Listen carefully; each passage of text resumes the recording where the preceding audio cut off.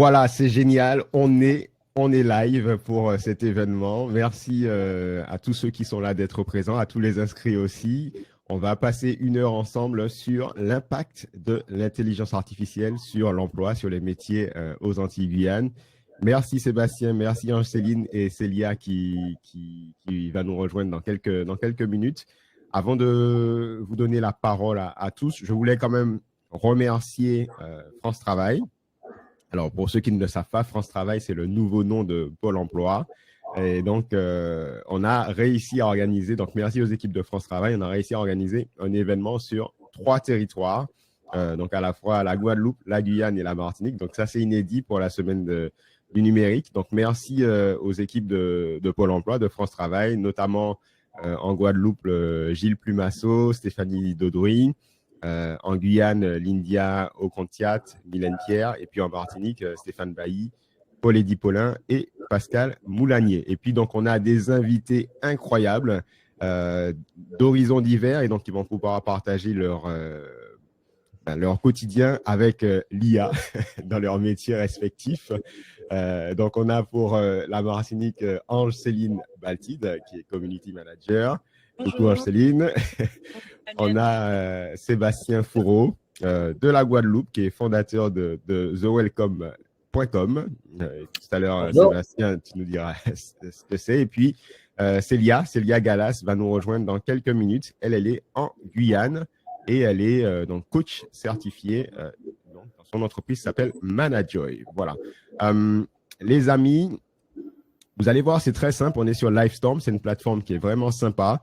Donc, vous avez normalement un endroit où vous pouvez poser vos questions. Voilà, donc vous allez voir que vous avez la possibilité de poser vos questions.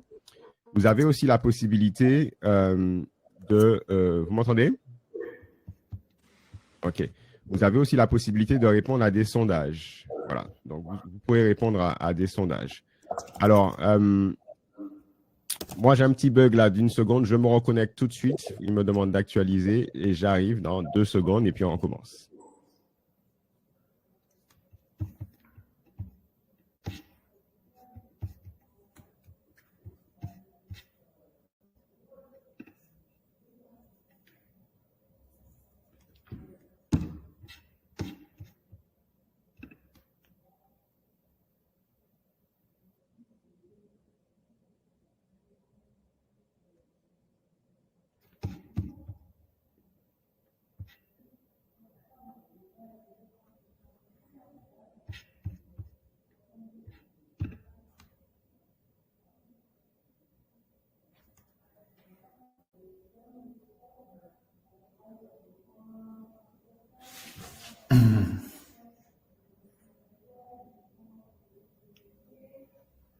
En attendant que Manuel se reconnecte, peut-être un truc intéressant. Du coup, je vois que vous avez tous commencé à manier le chat pour dire bonjour. Donc bonjour à toutes et tous.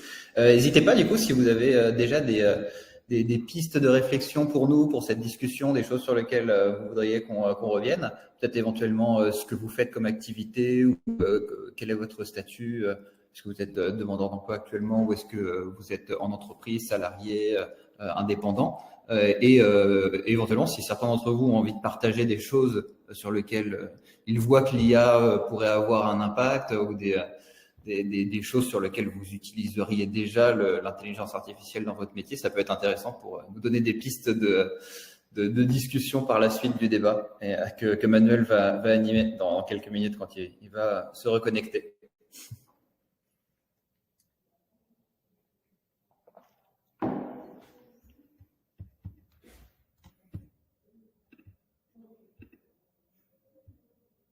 Merci Sébastien.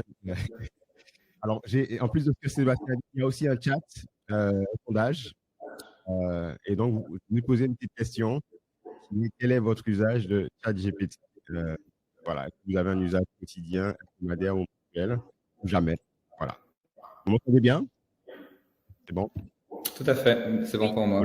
Donc voilà, donc vous avez la possibilité de répondre à ce petit sondage. Ça nous permettra aussi de voir quel est votre niveau d'usage aujourd'hui. Alors, comme on a peu de temps, on va rentrer dans le vif du sujet. L'année 2023 c'est l'année de l'intelligence artificielle pour le grand public. En fait, l'intelligence artificielle était utilisée déjà de façon, entre guillemets, non visible dans les produits qu'on utilise au quotidien, notamment énormément d'applications et notamment les plateformes sociales qu'on utilise tous les jours. Et puis, cette année 2023, en fait, plutôt la fin d'année 2022, puisque ChatGPT est sorti en novembre 2022, mais vraiment l'année 2023 a marqué l'événement de l'intelligence artificielle ouvert au grand public. Et ChatGPT, aujourd'hui, c'est 200 millions d'utilisateurs. Et c'est l'application elle a eu 100 millions d'utilisateurs en 5 jours. Donc ça, c'est incroyable. Il n'y a que Threads, la nouvelle application de Meta, d'Instagram, qui a fait mieux. Et donc, depuis janvier 2023, tous les mois, il y a des centaines d'applications qui sortent autour de l'intelligence artificielle et qui sont ouvertes au public pour les particuliers ou les professionnels. Et on parle d'écrit, donc de texte, de code, on parle d'images, on parle d'audio, on parle de vidéo. Et évidemment, l'application la plus connue aujourd'hui, la plus utilisée, c'est ChatGPT. Et donc, on va peut-être en parler peut-être plus particulièrement aujourd'hui avec nos invités. Sur la partie emploi, je pense que vous avez eu peur comme moi, peut-être. En 2022, fin 2022, OpenAI annonce que tous les métiers, en tout cas, vont être impactés par l'IA et un certain nombre vont disparaître, notamment les emplois de service, les emplois dans les bureaux. Depuis, il y a énormément d'études qui sont sorties qui confirment que les emplois vont être impactés. La dernière étude du FMI montre que 60% des emplois pourraient être impactés assez rapidement dans les 5 ans. Mais on a de nouvelles études qui montrent que finalement, notamment la dernière étude du MIT, qui montre que déjà, ça va prendre du temps et que ça coûte finalement, c'est pas toujours rentable de remplacer un humain totalement par l'intelligence artificielle. Donc, moi, je pense qu'on va échanger avec les invités, nos experts. Moi, mon intuition, c'est que nos métiers vont se transformer. Ils ne vont pas forcément disparaître tout de suite, mais que ceux qui vont se former, ceux qui vont réussir à mettre en place des compétences dans l'intelligence artificielle vont être plus performants, vont être plus productifs, vont gagner plus de temps et peut-être, pour ceux qui sont salariés, vont avoir des promotions. Pour ceux qui sont entrepreneurs, vont réussir à se démarquer de leurs concurrents. Voilà. Ce que je propose, c'est peut-être honneur aux femmes qu'on commence par toi, Ange-Céline.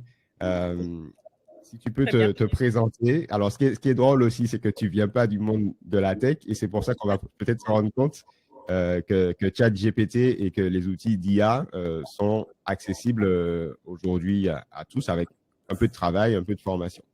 Je te laisse la parole. Qui es-tu et qu'est-ce que tu fais au quotidien et qu'est-ce que tu faisais avant? D'accord, très bien. Alors, je suis Madame Baltide Ange-Céline. Je suis Community Manager en freelance depuis maintenant 2 ans, suite à une reconversion professionnelle. Avant, j'étais infirmière en métropole durant 5 ans.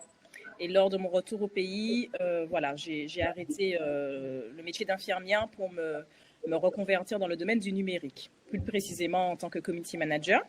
Donc, j'ai pu faire cette reconversion en quelques mois en utilisant le compte CPF et en me formant à distance avec des formations en ligne. Donc, maintenant, pour parler, on va dire de l'IA, forcément dans ma profession où j'utilise beaucoup le numérique, ma profession, c'est le secteur du digital, du numérique. Aujourd'hui, je ne pouvais pas malheureusement passer à côté de l'intelligence artificielle pour rester, on va dire, il faut dire le mot, un peu concurrentiel et ne pas rester à la traîne parce que ça va très vite. Effectivement, le monde évolue assez rapidement dans le secteur du numérique et je pense qu'il y a pas mal d'opportunités à saisir lorsqu'on veut, on va dire, se mettre dans ce domaine ou se reconvertir.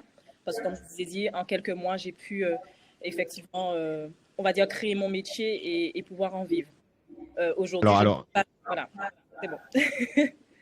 Hyper passionnant. Donc, pourquoi je voulais qu'Ange-Céline soit là, c'est que on va voir avec Sébastien que pour lui a vraiment un profil tech et on va voir que Célia a évolué dans la tech, mais on voit qu'Ange-Céline ne venait pas du tout de la tech, donc c'est hyper intéressant de voir ça. Alors, pour entrer dans le vif du sujet, et puis après on va passer la parole à Sébastien, et puis on va faire le ping-pong.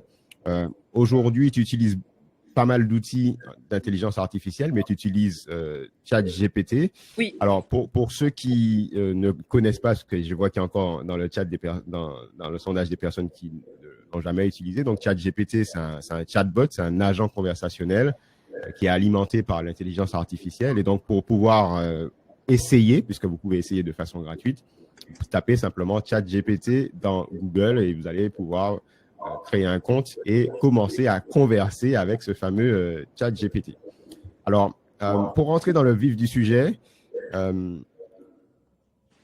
essaye de nous expliquer ça de façon concrète. Comment tu as commencé avec ChatGPT? Qu'est-ce que tu fais aujourd'hui de façon concrète? Comment ça t'aide dans ton métier, Angeline? Et puis après, on va peut-être parler après des fonctionnalités un peu plus avancées, ces fameux outils que tu as créés. Ok. Voilà. Très bien.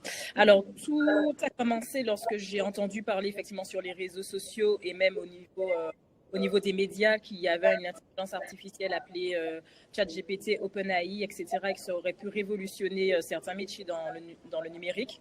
Je me suis intéressée, j'ai pris la version gratuite pour essayer. Ensuite, je me suis dit, voilà, c'est un robot qui répond à des questions, mais je pense qu'il faut savoir lui poser les bonnes questions pour avoir les bonnes réponses. Du coup, je me suis formée à savoir comment rédiger une question claire, adéquate, compréhensible et intelligente afin d'avoir la réponse que je souhaitais. À partir de ça, j'ai vu le potentiel et le pouvoir qu'avait ChatGPT par rapport aux réponses qu'il me donnait. Quand j'ai vu que j'aurais pu effectivement utiliser toutes ces données dans ma profession pour aller plus vite, soit augmenter en compétences, il faut le dire, parce qu'il y a des choses peut-être que je ne maîtrise pas à fond, mais je peux monter en compétences assez rapidement grâce aux données de ChatGPT. J'ai pris la version payante, donc le ChatGPT 4, la version payante qui permet d'installer des plugins et avoir des résultats beaucoup plus poussés. Et maintenant, je ne peux plus m'en passer. C'est-à-dire que je ne peux plus m'en passer. C'est maintenant un outil que j'utilise tous les jours. Voilà, Okay. après, je vais vous expliquer les outils. Ouais, tu vas nous expliquer des cas concrets. Bon, alors, Sébastien, comme Célia est arrivée, je suis obligé, honneur et dame, de lui donner la parole. Bonjour Célia, donc on vient de commencer. Alors, Célia, merci d'être avec nous, donc en direct de la Guyane. Est-ce que tu peux nous dire qui tu es, ce que tu fais aujourd'hui et ce que tu faisais avant? Donc, je disais que ce qui était intéressant, c'est qu'Angeline, elle est infirmière d'origine et elle s'est donc reconvertie au community management. Et je disais que toi et Sébastien, vous venez quand même du monde de la tech. Et donc, c'est intéressant, soit pour le coup que tu es devenu coach. Voilà, dis-nous-en un petit peu plus. C'est vrai, c'est le chemin inversé. C'est intéressant de voir le miroir. Alors, moi, je suis coach et formatrice en management depuis à peu près 2 ans. Et avant ça, j'étais directrice marketing dans la French Tech.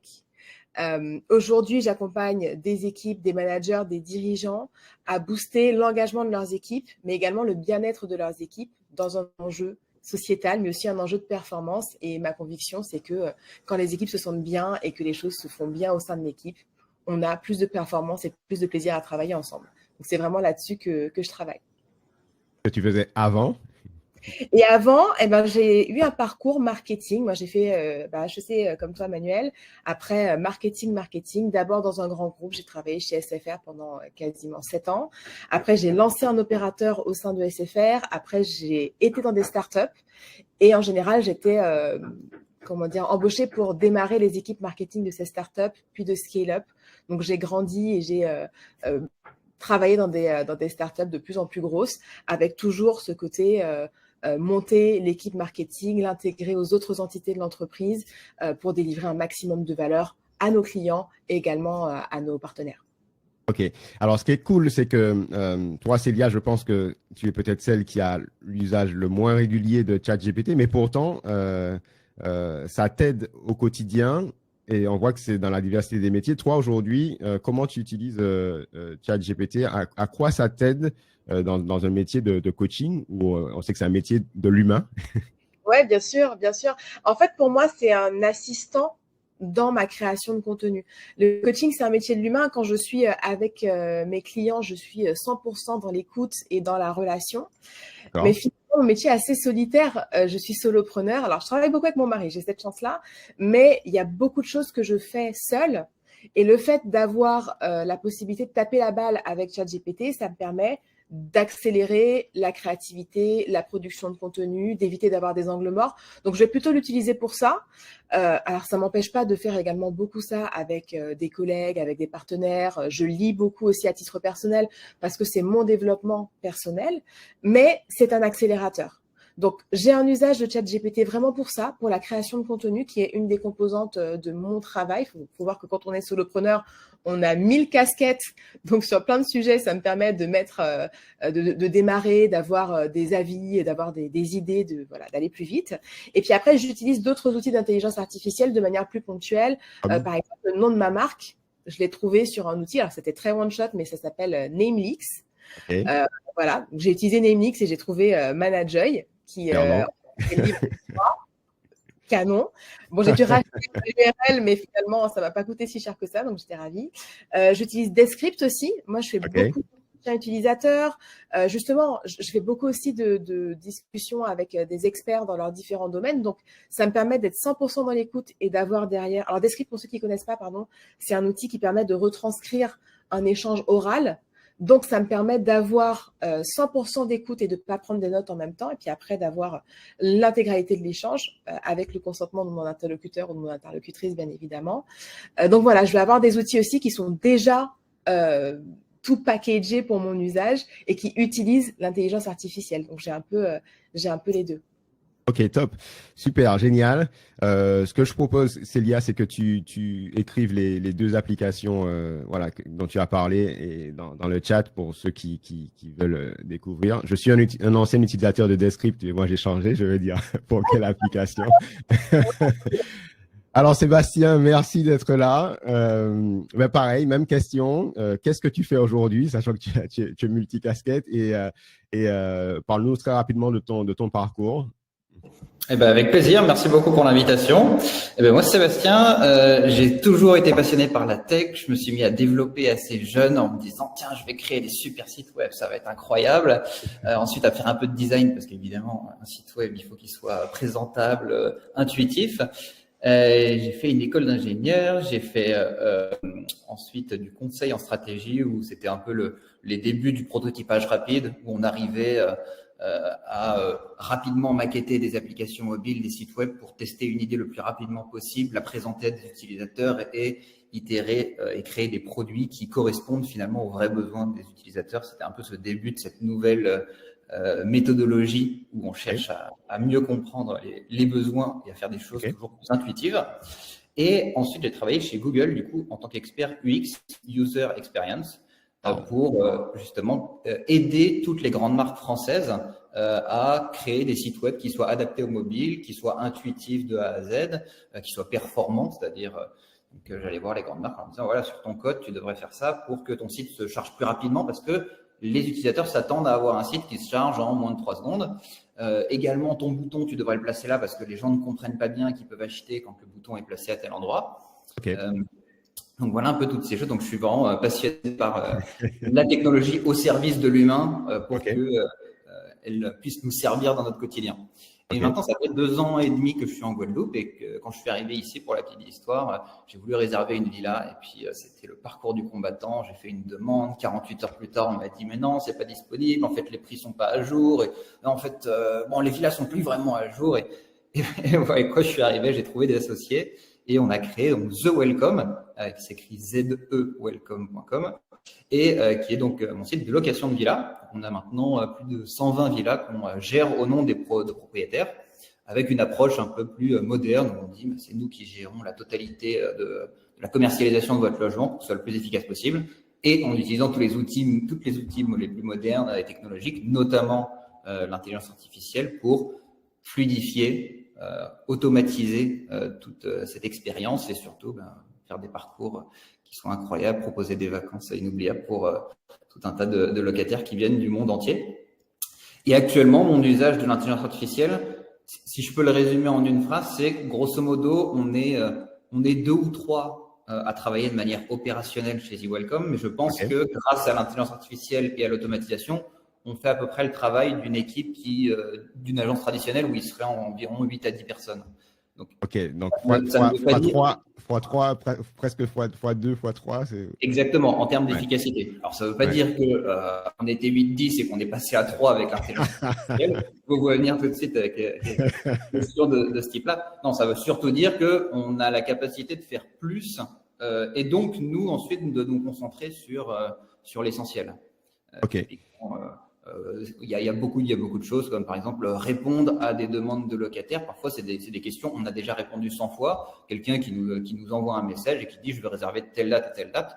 Ça, c'est quelque chose qu'une intelligence artificielle peut faire, peut aller sur notre site web, sélectionner automatiquement les dates, prendre le lien et ensuite le renvoyer et dire « voilà, voici toutes les villas qu'on peut vous proposer ». Et ça fait gagner un temps fou au quotidien et un temps fou sur lequel un humain n'a pas forcément une valeur ajoutée particulière une fois qu'on l'a fait une ou deux fois.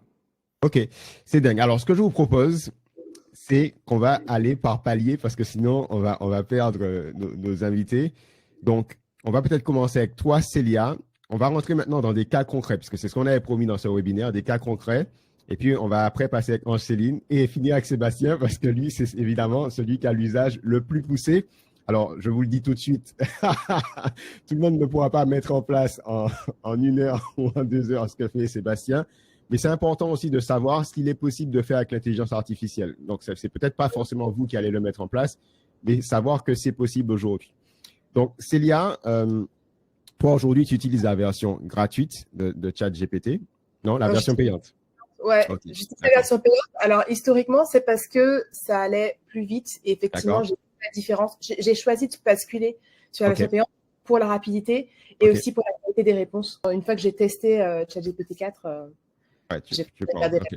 OK, alors pour donner un exemple concret, alors tu as parlé par exemple de la création de contenu. Alors j'espère que je ne te prends pas un petit peu au dépourvu, mais donne-moi un exemple concret de comment tu vas utiliser ChatGPT pour t'aider dans ta création de contenu, donc pour maximiser ta visibilité pour ton entreprise, du coup, par exemple. Oui, alors en fait, je vais l'utiliser pour plusieurs choses. Je vais l'utiliser déjà pour m'accompagner dans la génération d'idées. Donc moi, je vais publier principalement sur des sujets de management, sur de l'accompagnement au leadership, sur également la prévention du burn-out. Et c'est mon expertise. Donc j'ai déjà plein d'idées de contenu à donner. Mais il y a des jours où on a plus d'inspiration que d'autres. Donc je vais régulièrement utiliser ChatGPT pour avoir de nouvelles idées de posts, de newsletters, de comment ça s'appelle, de carousel par exemple. En fait, la créativité appelle la créativité. Je vais rarement prendre un titre directement de ce qu'il va me proposer, mais ça va me donner de nouvelles idées. Donc ça va vraiment… Comment concrètement, parce qu'il y a des gens qui n'ont jamais essayé. Donc par exemple, je publie une newsletter qui s'appelle Déclic, et dans laquelle je donne des tips aux managers pour qu'ils puissent performer sans s'épuiser. Et donc j'en ai plusieurs. Et là, par exemple, je vais demander à ChatGPT d'analyser les dernières newsletter que j'ai fait. Donc, je vais écrire, tu es un copywriter qui a 20 ans d'expérience, tu m'assistes dans mon expertise pour développer telle newsletter. Voilà à quoi ressemble la newsletter. Je lui mets les liens. Je lui donne, comment dire, en fait, je le vois un peu comme un, entre guillemets, stagiaire, même si ça, évidemment, ça remplace pas un stagiaire, mais que je vais briefer de manière précise. Donc, je vais lui dire, voilà à quoi ça ressemble, voilà mon objectif, voilà les gens qui sont intéressés. Je vais lui donner un maximum de contenu. Et après, je vais lui dire, propose-moi une dizaine de thématiques sur lesquelles je pourrais accompagner les managers. Puis, il va m'en proposer 10. Parfois, c'est bien, parfois, c'est pas bien. Quand c'est pas bien, je vais lui dire, OK, j'ai bien aimé celui-là, mais par contre, ça et ça ne va pas du tout parce que c'est trop, typiquement, c'est trop scolaire. Je trouve que là, c'est trop scolaire, ça ressemble pas à mon ton. Donc, est-ce que tu peux réessayer? Et là, il va proposer d'autres choses. Ce que je trouve intéressant, c'est que à chaque fois que je lui fais des retours, il les prend en compte. Et en général, j'ai jamais une itération directe qui est top. Alors après, vraiment, je suis un bébé chat en intelligence artificielle. Enfin, je l'utilise pas tous les jours non plus. Donc, je pense qu'on peut être meilleur en travaillant mieux ses prompts. Mais ma méthode, en tout cas, qui est accessible, je pense, à tout le monde, c'est d'itérer. Et quand je suis pas satisfaite du résultat, je vais poser des questions. Je vais donner des indications supplémentaires jusqu'à trouver 1 ou 2 titres qui m'intéresseront vraiment. Et puis après, je vais continuer de creuser sur cette thématique-là. Alors, c'est hyper intéressant ce que tu dis parce que tu n'es pas si bébé chat que ça. On voit, si j'arrive à faire une petite synthèse de ce que tu dis, c'est que et je vois que Rudy Mancel dans le chat a parlé du prompt, c'est qu'en fait, il faut, et vous en avez parlé tous les trois, il faut savoir comment parler à ChatGPT pour avoir le meilleur. En gros, si on lui donne quelque chose qui est qualitatif, on va avoir en sortie quelque chose qui est qualitatif. Donc, toi, tu as dit que tu lui donnes un rôle, donc ça, c'est intéressant. Donc, tu lui dis de jouer un rôle, donc un métier. Donc, apparemment, donc, on peut faire jouer tous les métiers. Donc là, c'est un rôle, par exemple, de copywriter, donc c'est quelqu'un qui sait écrire. On a vu que tu lui donnes des contraintes, tu lui donnes des consignes. Là, par exemple, tu lui as donné des consignes en disant je veux que tu fasses ceci et que tu te bases sur ce contexte-là où tu as partagé des liens. Et puis, tu as parlé aussi du format, de la forme, de comment tu voulais avoir le résultat. Voilà, donc on voit qu'il peut y avoir des logiques aussi sur la tonalité, j'imagine, où tu vas lui dire comment tu veux. Oui. Répondre, tu peux etc. La tonalité, le tutoiement, le vouvoiement. Moi, je trouve que le plus efficace, alors ça a évolué, hein. Au début, il fallait que je lui dise exactement c'était quoi mon ton. Après, quand on a pu rajouter des liens et lui donner vraiment à voir concrètement ce qu'on faisait, ça va plus vite de lui mettre des liens dans le prompt que de devoir taper, copier-coller des morceaux, des extraits de ce que tu as fait. Donc maintenant, je trouve que ça va un petit peu plus vite, en tout cas pour ma pratique. Et donc, du coup, effectivement, ça donne de meilleurs résultats parce qu'il peut mieux comprendre, j'ai l'impression, l'esprit de ce que je fais. C'est moins OK. Puis la dernière chose que tu as dite qui est vraiment intéressante, c'est ce principe d'itération. Il ne faut pas hésiter finalement à itérer, à reposer des questions pour affiner un petit peu le résultat. OK, top. Donc, je vois que ça fait réagir. Donc, ça, c'est très bien. Alors, serait-il possible d'avoir accès à une liste de prompts efficients? Alors c'est marrant, c'est qu'aujourd'hui, si au Google, vous tapez ça… Il y a beaucoup de ressources aujourd'hui. Ouais, il y a beaucoup de contenu, voilà. Angéline et Sébastien, mais pour les personnes qui cherchent des prompts, il y a énormément de ressources. Je vous invite à suivre peut-être des personnes aussi qui en publient, ne serait-ce que sur LinkedIn. Il y a des choses intéressantes à aller chercher. En tout cas, moi, j'ai vraiment démarré comme ça. Et je trouve aussi que ce qui aide, c'est d'itérer. C'est-à-dire qu'au début, c'était un peu compliqué pour moi. Et au fur et à mesure, j'ai pratiqué. Et maintenant, j'arrive vraiment à l'intégrer dans ma pratique professionnelle. Je pense que c'est aussi… Exactement. C'est pas tant quelque chose qui est sur étagère et qui va s'utiliser tel quel, c'est aussi une manière de faire. C'est un peu comme si on posait la question, quelle est la bonne manière d'utiliser Photoshop pour faire des montages photos? Finalement, c'est un outil. Il existe différentes manières de l'utiliser et puis c'est aussi une philosophie, une manière de faire. Moi, j'avais donné une présentation il n'y a pas longtemps et j'avais essayé de rassembler un peu les bonnes pratiques sur comment écrire une bonne instruction à une intelligence artificielle pour en obtenir le maximum de résultats. Et ce qui ressortait, c'était souvent, ce que tu disais, hein, donner un rôle, une profession, un ton. Par exemple, tu es le responsable marketing de telle entreprise, tu t'exprimes avec un ton amical. Définir un but, une cible, voici ce que tu cherches à faire. Fournir un maximum de contexte. C'est une petite entreprise, tu t'adresses à des personnes qui sont expertes dans leur domaine. Donner un exemple de la réponse attendue, ça je trouve que ça marche vachement bien. Finalement, si on sait à quoi doit ressembler à peu près la newsletter, ou par exemple on a une newsletter qui nous inspire, voici un exemple de bonne newsletter. Prends exemple là-dessus en étant créatif. Et enfin, ce que tu as super bien souligné, Célia, c'est de ne pas hésiter à demander des modifications, c'est-à-dire à être dans un jeu de ping-pong et d'échange. Voilà, moi, c'était un peu les 5 conseils que j'avais cru extraire un peu sur comment bien s'exprimer. Donc, finalement, c'est un peu comme avec un humain, en fait. C'est plus on va avoir une requête qui va être précise et qui va être facile à comprendre, plus on aura un résultat qui sera de qualité. Génial. Le temps file, les amis. Et je voulais alors monter encore une marche avec Ange-Céline. Voilà, donc toi, tu es community manager. Célia a expliqué comment elle utilise ChatGPT. Elle nous a expliqué d'ailleurs qu'elle est passée sur ChatGPT Plus, donc la version premium qui coûte $20, donc 18 € à peu près par mois.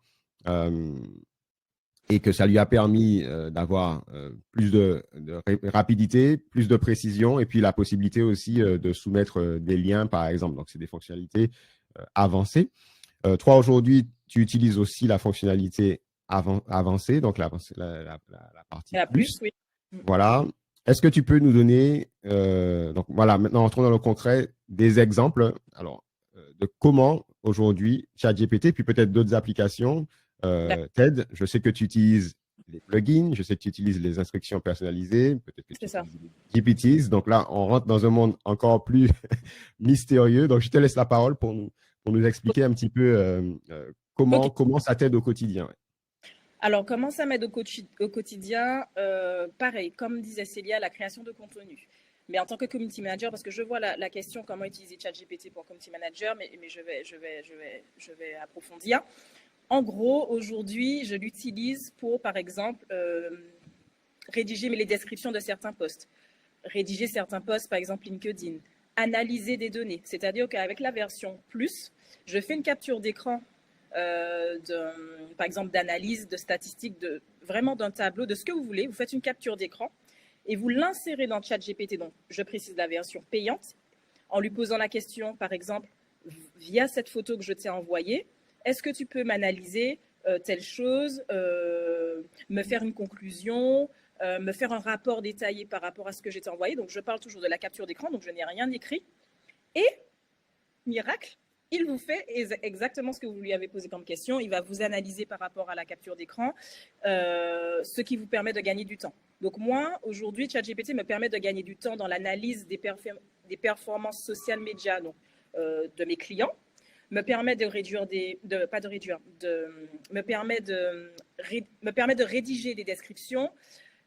Ça me permet aussi de pouvoir répondre à des appels d'offres de la clientèle, de futurs clients, de collaborateurs. Ça permet d'écrire des articles. Ça permet franchement de tout faire. Bien évidemment, comme disait Célia, je vais modifier pas mal de choses. Je ne vais pas faire du copier-coller de ce que va me proposer ChatGPT, mais je vais le peaufiner. Je prends un petit exemple pour vous montrer que c'est abordable à tous, le ChatGPT. Petite anecdote, j'étais en famille, il y avait une galette qu'il fallait couper en tant de parts. J'ai fait la photo de la galette.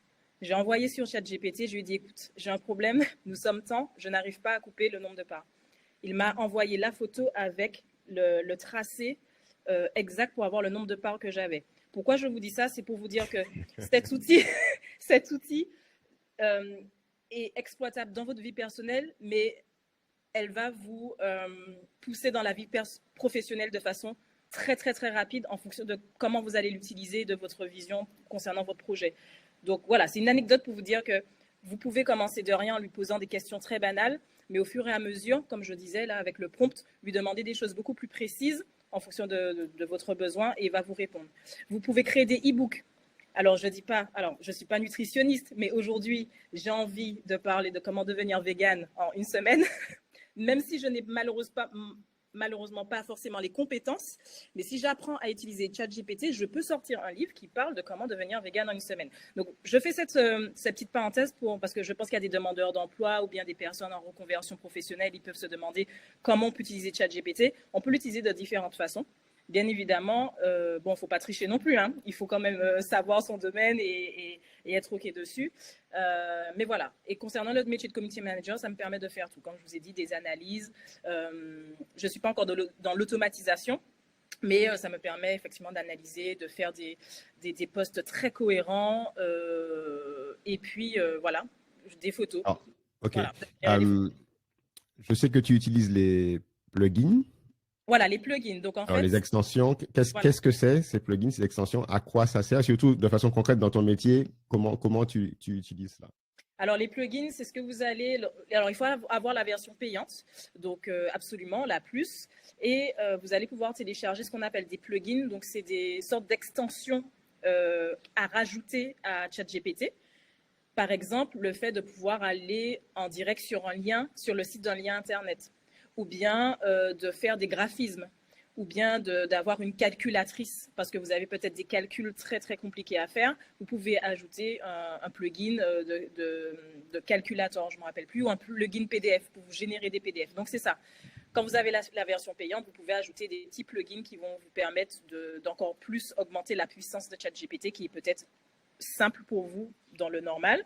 Toi, tu en as un usage? Ouais, Alors pour moi, toi, oui, j'ai un usage. Oui, pour les PDF, pour me faire des graphismes, pour aller sur des sites internet en direct.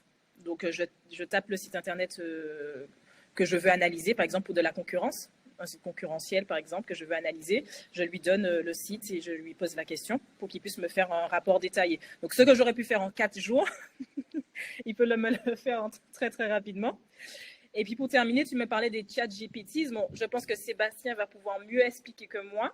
Mais les GPTs, en fait, c'est des mini-robots que vous allez créer avec ChatGPT, que vous allez en fait créer à votre image et du sur-mesure par rapport à un rôle que vous allez lui donner. C'est-à-dire que, par exemple, moi, j'ai créé plusieurs GPTs, dont un pour un client spécial qui me demande une attention très particulière. Donc, ce GPT, je lui ai présenté toutes les problématiques de mon client, le ton de mon client, la vision, etc. Et à chaque fois que j'ai besoin d'avoir une aide pour ce client, je lui pose la question. Donc, ça me permet de ne pas à chaque fois lui dire, voilà, tu es expert en ceci, en cela, tu dois utiliser ce ton-là. Tout est déjà préenregistré, mon GPT est enregistré et dès que j'ai un besoin, je vais lui demander. Voilà. Ça, c'est quand même pour ta profession de community manager quelque chose qui est vraiment génial parce que, en gros, tu peux créer l'avatar de ton client, sa personnalité, ses attentes, ses objectifs. Et donc, tu pourrais avoir donc, autant de GPTs que de clients et finalement, que les clients soient absolument séduits et ravis de voir que tu arrives à… C'est la rapidité. Et puis la rapidité, ouais, tu arrives à transcrire leur personnalité en étant hyper efficace. Top, voilà. Génial. Bon, alors, ça s'excite dans le chat. On voit que c'est un sujet qui passionne. On avance quand même et puis on va reparcourir ça. Vous avez vu, on est parti de la base, comment s'inscrire sur ChatGPT, comment commencer à échanger avec lui, avec la notion de prompt, qui est vraiment une notion essentielle sur ChatGPT. On a vu la différence entre la version gratuite et la version premium, ce qu'on peut déjà faire avec la version premium, avec cette rapidité, avec les extensions, avec les configurations personnalisées, avec les GPTs. Et puis là, on va passer dans un monde encore plus abouti de ce que permet de faire ChatGPT, même si Sébastien, tu voudras peut-être nous dire dans les fonctions basiques ce que tu fais déjà. Mais ce qui est intéressant, c'est que toi, pour le coup, tu as un profil tech, tu viens de la tech, donc tu vas pouvoir nous montrer dans sa pleine mesure, entre guillemets, comment on arrive à utiliser ChatGPT et surtout dans la logique d'intégration, j'imagine, parce que finalement, dans les exemples qu'on a évoqués là, on va directement dans ChatGPT pour lui soumettre des problématiques. Mais en fait, ChatGPT, aujourd'hui, on peut l'interfacer avec d'autres applications. Et donc ça démultiplie encore le potentiel de l'outil. Tout à fait. En fait, il existe évidemment tout un tas de cas d'usage qui sont de plus en plus avancés, hein. Mais finalement, comme quand on manie Photoshop, la première chose qu'on va faire, c'est recadrer une image ou changer un petit peu la luminosité. Et ensuite, après, on va pouvoir faire des montages de plus en plus évolués. Et finalement, ça vient de manière très progressive. Je vois beaucoup de personnes qui posent la question comment s'y mettre, comment se former. Finalement, c'est l'utiliser au quotidien. La première chose et le premier pas à faire, c'est si vous avez un téléphone dans votre poche au quotidien, ce que je pense être le cas, d'aller télécharger l'application de ChatGPT, puis de temps vous dire, une fois par jour, 2 fois par jour, je vais essayer de lui poser des questions. Et c'est plein de petits usages du quotidien qui vont faire qu'on va apprendre à mieux poser nos questions pour avoir des réponses qui soient de plus en plus utiles. Et il y a plein de choses. Céline, tu as cité un truc que je trouve incroyable, c'est que on peut par exemple lui envoyer des documents et réagir par rapport à des documents. Petite anecdote, moi il y a quelques jours, j'ai reçu 2 devis de 2 mutuelles et les devis de mutuelles, c'est des documents qui font 10 pages avec des spécifications, des pourcentages dans tous les sens. Je n'y comprends strictement rien. Et à comparer, c'est vraiment comparer une poire et une pomme. Et du coup, je me suis dit, tiens, je vais donner ces 2 documents PDF à ChatGPT. Je vais dire, aide-moi à faire un tableau qui compare un peu les différents avantages et inconvénients de chacune de ces offres. Ça peut être ça peut être, on m'envoie un très long document, un très long contrat, de lui dire, quels sont les points clés de ce contrat. Ça peut être, j'avais un problème de voiture aussi à un moment, prendre une photo avec ChatGPT, prendre une photo de, par exemple, la fuite ou quelque chose et lui dire, à ton avis, qu'est-ce que ça pourrait être? Et parfois, ça peut nous aider sur des choses aussi basiques de la vie quotidienne. Ça, c'est les usages un peu de la vie de tous les jours. Je me pose une question, j'ai envie d'envoyer une photo, j'ai envie d'envoyer un document, j'ai envie d'avoir un avis extérieur. Parfois, il faut avoir évidemment son sens critique, hein. Parfois, c'est bon à prendre ce qui sort, parfois, c'est très nul et il faut reformuler. Ou alors, parfois, on pose des questions où une IA n'a simplement pas la réponse. Hein. Si on lui demande conseille-moi entre telle et telle situation amoureuse, il va avoir du mal à. Tu vas rester un petit peu suisse et dire bon, bah, je sais pas, c'est plutôt à toi de prendre ta décision. Mais en même temps, je me permets de compléter parce que j'avais lu un article dans Le Monde où il disait qu'il y avait de plus en plus de jeunes qui se créaient des GPTs psy pour pouvoir être accompagnés dans leurs problématiques personnelles. Ce que je trouve assez hallucinant. Enfin, exactement, c'est parfois un partenaire de discussion incroyable. Quand on doit prendre une décision, ça peut être intéressant de soumettre finalement un cas et de se faire guider par quelqu'un qui va juste nous renvoyer la balle et nous reposer des questions à nous, de la même manière que une personne externe pourrait nous donner un regard externe sur notre situation. Et pour rebondir sur ta question, Manuel, effectivement, il existe des cas d'usage plus avancés, plus aboutis, notamment pour les usages professionnels ou en entreprise. Et effectivement, ChatGPT peut s'interfacer, c'est une brique à laquelle on pose une question et on a une réponse en sortie. Mais ça peut s'interfacer de différentes manières avec différents logiciels. Moi, par exemple, je sais que quand quelqu'un va sur un groupe Facebook et demande « je cherche à louer une villa en Guadeloupe », hop, j'ai un petit robot qui va prendre cette information, la donner à ChatGPT et lui dire une réponse à cette personne. Et en sortie, il y a une réponse personnalisée pour cette personne. Et ensuite, moi, évidemment, je vais pas la poster telle quelle, mais je vais la prendre et ça va me faire gagner du temps. Et donc, en fait, on peut interfacer ChatGPT comme une brique de Lego dans différents process. Et donc, par exemple, ça peut être également rédiger des articles de blog, faire un premier jet d'articles de blog, générer des images, c'est quelque chose qui se fait vachement bien avec ChatGPT. Ça peut me permettre de gagner du temps sur la rédaction, sur de l'idéation. Pareil que toi, Célien, moi, je crée une autre startup et puis trouver un nom pour sa startup, un nom pour sa marque, c'est vraiment intéressant parce que ça peut générer plein d'idées à la minute pour être plus créatif au quotidien. Ça peut être des usages aussi très simples, hein. Reformuler un email. On tape son email en entier, et puis à la fin, on se dit bon, peut-être que je vais demander à ChatGPT de l'améliorer ou de suggérer des améliorations. Et ça peut permettre d'avoir des idées qu'on n'aurait pas forcément eues. Voilà, donc j'ai l'impression qu'il y a le champ des possibles est très large entre l'utilisation du quotidien et l'utilisation la plus avancée. Et pour finir, beaucoup de questions sur la confidentialité des données. On va y revenir, mais je voulais juste, même si on risque de perdre un petit peu de monde, mais je vois que tu sais t'exprimer de façon très simple. Comment quelqu'un qui aurait envie de créer justement cette intégration, avoir accès à l'API de ChatGPT, comment on s'y prend concrètement? Comment on fait pour souscrire à cette offre-là? Comment ça se passe? Et comment on met ça en place, mais avec des mots simples? Effectivement, donc ChatGPT, qui est le moteur d'intelligence artificielle créé par OpenAI, on peut dialoguer avec lui sur le site de ChatGPT, donc c'est une interface de chat, dans l'application ChatGPT que vous pouvez télécharger sur votre iPhone ou votre Android, mais on peut également dialoguer avec elle via une interface de programmation, et ça c'est ce que tu appelles l'API. Et la manière peut-être la plus simple d'utiliser ça, c'est avec un outil qui s'appelle Zapier, Z-A-P-I-E-R, qui est un outil qui permet en fait de ce que je disais de combiner des blocs de Lego. C'est-à-dire s'il se passe ça, donc par exemple en l'occurrence moi, si quelqu'un poste quelque chose sur Facebook, alors va demander à ChatGPT ça et ensuite envoie-moi un mail avec la réponse.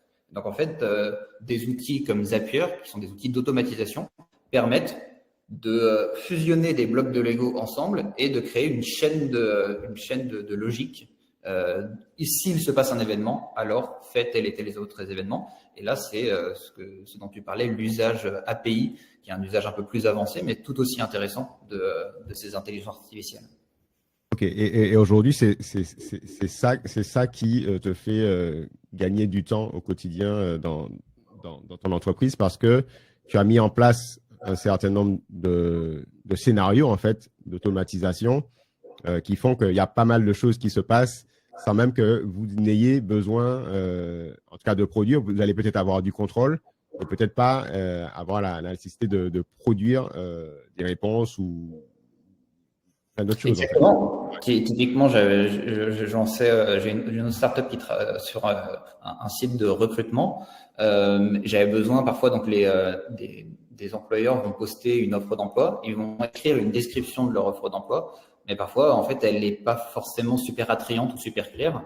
Et ben, le fait de demander à un outil comme ChatGPT de reformuler pour que ce soit plus agréable à lire, plus explicite, c'est quelque chose qui fait gagner beaucoup de temps, surtout quand on est un site de recrutement et qu'on a 100, 200, 2000 offres d'emploi. C'est quelque chose sur lequel on peut économiser pas mal de temps. Pareil sur la description de mes villas. Quand on a une nouvelle villa sur The Welcome, je vais lui donner d'ailleurs les photos. Je vais lui donner d'ailleurs les points clés, les choses qui ne se voient pas sur les photos, et les points clés de la villa. Il y a tant de chambres, il y a une vue mer, il y a une piscine.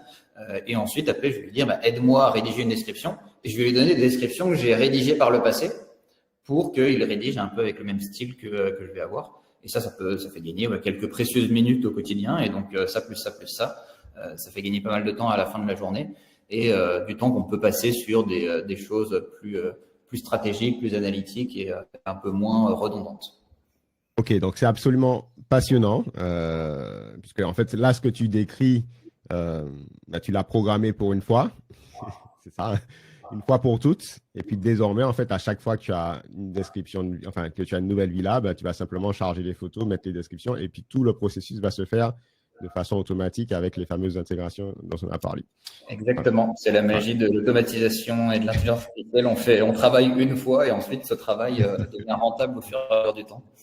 Ok, bon, je suis content parce qu'on a fait un tour assez complet. On va pouvoir effectivement, alors j'ai vu qu'on a des super modérateurs, Ange modérateur, peut-être aider aussi le ChatGPT pour sa modération. Dans Google, là c'est Google. À Google, d'accord. Pour aller plus vite. Donc, alors effectivement, on a eu un certain nombre de questions. Peut-être que Sébastien, tu voulais intervenir sur la partie un petit peu de confidentialité des données. C'est vrai que ça peut un peu effrayer. Quelle est ta vision de cela? Et puis on va reboucler en fin de session un petit peu sur des choses que vous aimeriez partager et puis des conseils qu'on pourrait dire pour des personnes qui sont à la recherche d'un emploi ou qui veulent évoluer dans leur emploi ou leur entreprise. Donc, on va un petit peu repasser sur les questions. Donc, cette logique un peu de données, de confidentialité. Quel est ton avis, Sébastien, sur ça? En un mot, mais ensuite je vais laisser la parole à Ange, Céline et à Célia. L'intelligence artificielle, on en est au début. Un peu comme quand l'iPhone est sorti comme étant un peu le premier téléphone tactile et intelligent. Et ensuite, il y en a eu plein d'autres qui sont arrivés et qui ont proposé une multitude de choix. De la même manière, ChatGPT, c'est un des premiers à être arrivé au grand public, mais il existe tout un tas d'autres intelligences artificielles qui permettent de générer du texte, qui sont en train de monter, notamment Cocorico, la start-up française Mistral.ai, qui est actuellement valorisée 2 milliards d'euros et qui a créé un moteur aussi puissant que celui de ChatGPT et qui a la particularité d'être plus ouvert et surtout qu'on puisse faire tourner soi-même sur sa propre machine sans que les informations qu'on lui donne ne partent sur un serveur qui soit stocké en Europe ou aux États-Unis. Finalement, il va exister de plus en plus d'alternatives pour des personnes qui souhaitent poser des questions avec des données un peu sensibles. On va utiliser plutôt une intelligence artificielle qui tourne en local, c'est-à-dire que mes informations ne vont pas chez quelqu'un d'autre. Et pour des usages du quotidien, on va utiliser des intelligences artificielles qui sont sur des serveurs, peut-être aux États-Unis ou en Europe. Donc pour moi, c'est ça le sens de l'histoire. Mais curieux d'avoir votre point de vue. Ok. Ange-Céline, Célia, vous avez… Oui, concernant les données, je rejoins Sébastien. Il y avait une question d'ailleurs dans le chat à ce sujet, concernant comment, quand je vais créer mon GPTs, quelle information je vais donner qui serait susceptible d'être sensible de mon client afin qu'il me génère une réponse. Dans ma profession, je n'ai pas besoin d'aller jusque-là. Je n'ai pas besoin d'aller, en tout cas en tant que community manager, d'aller donner des données sensibles. Donc ça, j'ai pas forcément de soucis dessus. Et la réponse aussi que j'attends n'est pas aussi délicate que ça. On est sur du social media. Donc non, j'ai pas forcément cette problématique. Bien évidemment, demain, si je dois monter un projet ou un dossier et je dois faire une analyse concurrentielle sur d'autres clients et du coup, je prends des données de mon client pour comparer celui du concurrent, bon là, ça peut devenir problématique. Et d'ailleurs, on repense à Samsung qui, je crois, hein, c'est ça, qui avait une fuite parce qu'ils ont rentré certaines données. Mais non, en tout cas, dans la profession que je fais, non, je n'ai pas ce souci-là. Mais oui, bien évidemment, il faut faire attention parce que ça reste dans les données de ChatGPT, tout ce qu'on lui demandera. Là, tu voulais réagir par rapport à ça? Ça a coupé. Ah non, est-ce que tu voulais réagir par rapport à cela? Toi, par rapport à cette logique de confidentialité des données, c'est quoi ton approche? Ouais, moi, je suis vraiment sur sur la même réflexion que Ange-Céline. J'ai pas besoin d'avoir des données très confidentielles. Donc, j'ai pas vraiment cette problématique-là.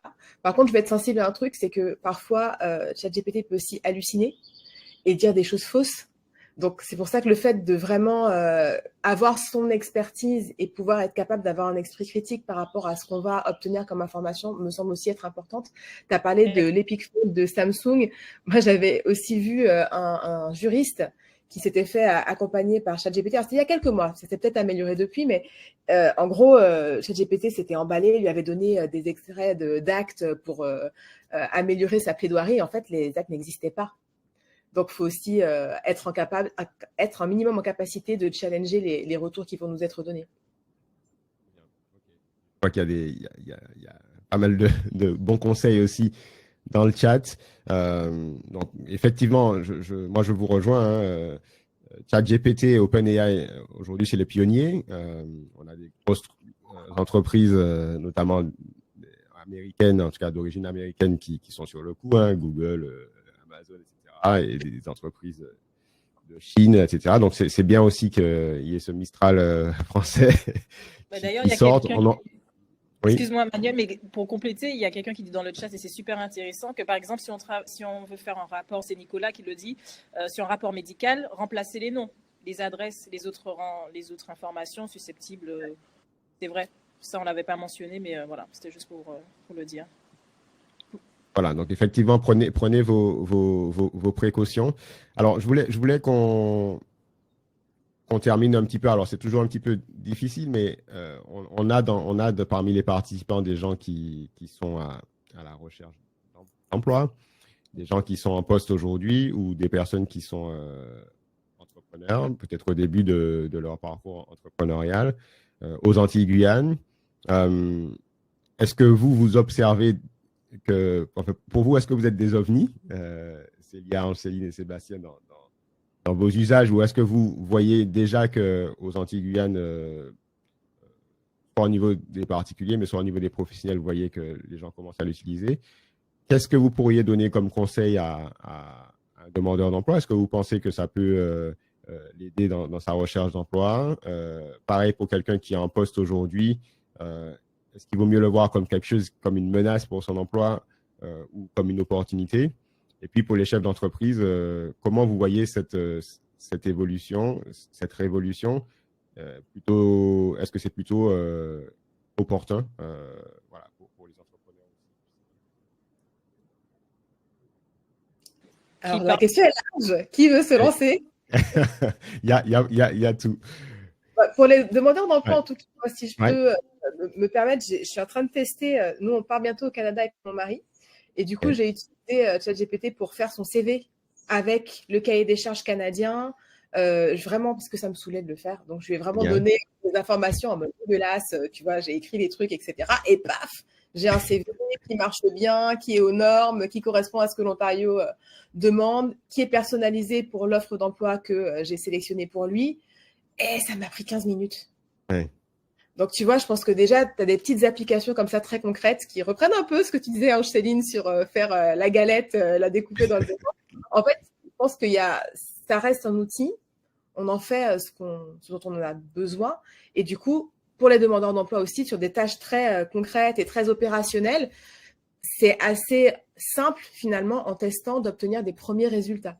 Donc, moi, je vois déjà cet usage-là à minima. Et notamment aussi, pour pouvoir personnaliser d'emploi auquel on postule, ça permet d'aller plus vite et d'avoir des choses qui sont un peu plus pertinentes.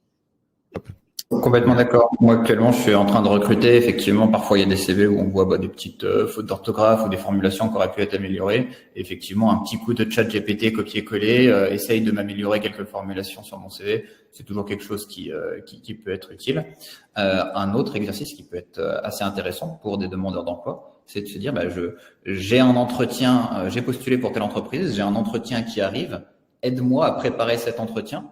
Ou fais-moi quel genre de questions, à ton avis, va-t-on me poser à cet entretien, et pour faire une sorte d'examen blanc en face de ChatGPT qui va jouer le rôle de l'intervieweur et en fait se préparer à répondre à des questions qui sont des questions un peu classiques. Donc voilà, l'utiliser un peu comme un coach, ça peut être intéressant aussi. C'est des super conseils, ça. Top, top, top, top. OK. Et concernant par exemple les salariés, les personnes qui sont déjà en poste, ça permet de rester, je pense, super compétitif, mais surtout d'aller plus vite dans sa profession. Je mets, je pense, l'accent par rapport à un salarié à être beaucoup plus rapide, compétitif, et puis pouvoir, justement, s'il est rapide et plus compétitif, utiliser sa créativité, en tout cas son intelligence émotionnelle, de façon plus poussée que être forcément dans les tâches chronophages. Parce que les tâches chronophages nous prennent beaucoup de temps. Donc, si on peut, en tout cas, les déléguer à ChatGPT pour être beaucoup plus créatif et être dans l'émotion, je précise l'émotion parce que ChatGPT peut être dans l'émotion, mais ce n'est pas un humain. Donc, si vous pouvez vous démarquer par rapport à l'émotionnel, c'est ça. Donc, n'ayez pas peur de l'IA, utilisez-le à bon escient, de façon intelligente. Mais voilà, ça peut booster effectivement votre créativité, etc. Voilà. Ce que je trouve hyper intéressant quand même dans toutes vos remarques, c'est qu'on sent que c'est parce que vous avez joué avec l'outil, peut-être aussi parce que vous documentez, vous voyez peut-être des informations passées, que ça nourrit aussi votre créativité. Parce qu'en fait, finalement, ce qui est assez perturbant dans les exemples que vous donnez, c'est qu'une fois que vous avez donné l'exemple, on se dit, mais bien sûr, mais est-ce que j'y aurais pensé? C'est ça, c'est ce côté, en fait, où, quelque part, c'est assez perturbant, cette nouvelle technologie, parce que des fois, on ne va même pas penser à se dire, tiens, ça pourrait être utile de l'utiliser de telle façon. Est-ce que vous avez des conseils à partager, justement, pour nourrir sa créativité par rapport à ChatGPT? Alors, Sébastien, tu disais de l'utiliser au quotidien, mais vous, comment vous arrivez à progresser au quotidien? C'est que par la pratique, c'est que par des lectures, c'est comment? Ouais, moi, c'est par la pratique, c'est par des comptes que je vais suivre. Tu vois, je vais suivre Nicolas Galita, Ruben Acide. J'en ai noté quelques-uns, Théo Leblanc aussi. Voilà, je vais suivre des comptes que je trouve pertinents. Et là, ma prochaine vie, c'est de devenir Sébastien. Pardon. J'ai pris une formation pour apprendre justement à faire plus d'automatisation parce que voilà, ma ressource rare, c'est le temps. Je vois qu'il y a beaucoup de tâches chronophages que je fais pour gérer mes clients. Et pour moi, la relation client, c'est là que j'ai de la valeur ajoutée. Donc, typiquement, les petites choses plus basiques, j'aimerais pouvoir les faire en automatisation et je suis en train de me former là-dessus. Donc, je pense que c'est aussi expérimenter, s'inspirer avec des comptes intéressants et puis se former. Tu vois, moi, j'ai fait une première formation sur ChatGPT pour me lancer parce que mes premiers prompts, ils étaient vraiment éclatés et mes résultats étaient insatisfaisants. Je me suis formée et j'ai déjà fait un gap par rapport à ça. Donc, je pense qu'il y a les 3 approches qui sont intéressantes. Ouais, vraiment utiliser au quotidien. Je pense qu'il faut le répéter, être très clair là-dessus. ChatGPT et les intelligences artificielles ne sont pas une option facultative au bac. C'est comme savoir utiliser les emails. C'est quelque chose de nécessaire. Tout le monde va devoir savoir les utiliser. Ça va être notre compagnon du quotidien et ça va devenir surtout une compétence clé pour l'emploi de demain. Donc, c'est pas quelque chose, oh tiens, c'est sympa, c'est une innovation comme les bitcoins ou je sais pas quoi, je m'y mettrai si c'est marrant ou c'est un hobby que je fais le week-end. Non, c'est quelque chose qui est essentiel et qui va devenir essentiel dans la plupart des métiers. Donc, je vous invite vraiment à l'utiliser au quotidien et voilà, on installe l'application, on fait 1 ou 2 demandes par jour, c'est le meilleur moyen de s'y mettre et de créer une habitude. Vous allez voir, ça se fait assez rapidement pour ceux qui n'y ont pas mis le pied à l'étrier et ceux qui l'utilisent déjà bien. Effectivement, il existe des vidéos YouTube, des choses qui peuvent permettre de progresser au quotidien. comme tu disais, Célia, puis après d'aller sur d'autres domaines comme l'automatisation et de progresser à son rythme en fonction de ses besoins. Ok, bon, je pense qu'on a fait le tour et puis on arrive à la fin. Je voulais remercier France Travail, le partenaire, notamment Guadeloupe, Guyane et Martinique, pour avoir permis qu'on organise et qui nous aide à passer la bonne information aux demandeurs d'emploi et aussi aux cadres et chefs d'entreprise intéressés. Merci infiniment, Célia, Ange-Céline et Sébastien. Si vous voulez repartager des informations dans le chat pour peut-être convertir quelques clients voilà, sur vos offres respectives, c'est le moment. Et puis, alors on a une demande de Nicolas qui dit est-ce qu'on aura une version mais avec un niveau un peu plus avancé pour ceux qui ont déjà une utilisation. J'en parlerai avec nos invités. C'est vrai que moi, à mon niveau, cette partie automatisation, je rejoins Sébastien, ça change tout. C'est absolument incroyable. Je suis aussi un utilisateur de Zapier, mais vous avez aussi un outil qui s'appelle Make, Make, effectivement, qui est assez populaire aussi aujourd'hui. Et dans mon activité d'organisme de formation, je pense qu'effectivement, comme dit Sébastien, on devrait avoir 2 fois plus de collaborateurs si on n'avait pas ces logiques d'automatisation. D'ailleurs, avec ou sans ChatGPT, artificiel est un plus, mais l'automatisation, c'est quelque chose à part. Et donc, peut-être qu'on fera un sujet sur ça. En tout cas, je pense que Sébastien l'a dit, c'est une option obligatoire. On n'a pas parlé des logiques de morale, des logiques de propriété intellectuelle, etc. C'était pas le sujet. Évidemment qu'il y a des problématiques dessus. Mais on voulait vraiment faire un focus sur comment vous pouvez faire levier sur ChatGPT et l'IA de façon générale, que vous soyez demandeur d'emploi, collaborateur ou entrepreneur aux Antilles-Guyane. Donc, j'espère que ça vous a servi. Merci encore, Célia. Merci, Céline. Merci, Sébastien, d'avoir accepté au pied levé. Et puis, voilà, vous allez recevoir après ce webinaire le replay. Donc, ça vous permettra de réécouter tout ce qu'on s'est dit. Et oui, je devais partager mon application que moi, j'utilise. Voilà, qui est Riverside. Donc, je l'écris.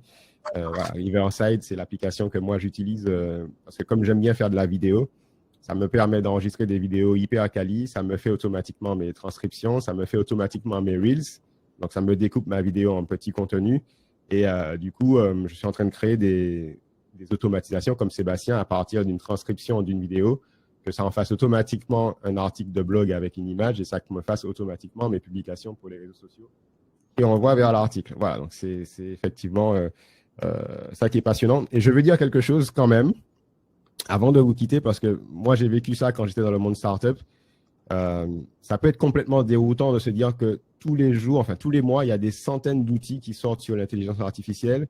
Et potentiellement, ça peut devenir une nouvelle mode de procrastination, d'essayer de tester tous les outils qui sortent, etc. Et donc ça peut être un piège. Essayez quand même de revenir à la base et de vous dire de quoi j'ai vraiment besoin. Qu'est-ce qui me pose problème aujourd'hui? Qu'est-ce qui me permettrait d'aller plus vite? Et faites un petit peu de la diète des fois des outils. Travaillez déjà sur votre usage à vous parce que sinon on peut se perdre et en fait ça peut devenir finalement contre-productif cette affaire. Voilà. Bon, merci à tous. Merci à tous et puis on se dit peut-être à un prochain épisode. Je vous laisse le temps voilà, de mettre votre pub. C'est bon, Célia, tu as mis ta pub aussi? Vous voulez mettre le lien de Riverside, l'outil, c'est ça? Ouais, Riverside. Ouais, c'est ça. Ouais. Allez, je mets le lien aussi. Ouais. Pour ceux qui veulent. Hop. Voilà. Merci. Merci à vous. Merci beaucoup. Bonne journée à tous et toutes. Merci. Au revoir. À plus tard. Bye bye.